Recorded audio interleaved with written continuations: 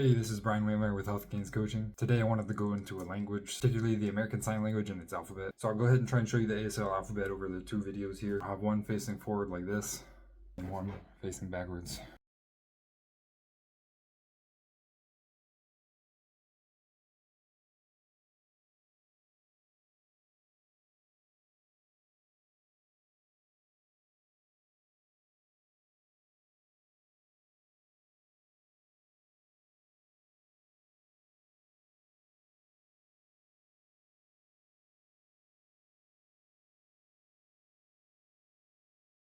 So if you're interested in learning ASL, I'd start with the alphabet here. You can learn random words like coffee, etc. But the alphabet's a good place to start, and once you know the alphabet, you can start signing, maybe do 3 letters such as B, U, S. You spell bus, you spell random words, C, A, T, D, O, G. Once you get to the point where you could start fingerspelling like 3-letter words, 5-letter words, 7-letter words, a few sentences, faster and faster, you'll get really good at being able to communicate to somebody in ASL, at least through the alphabet. Then you can decide whether you want to go further into that language and fully learn how to sign. For me, I've learned how to sign in the alphabet.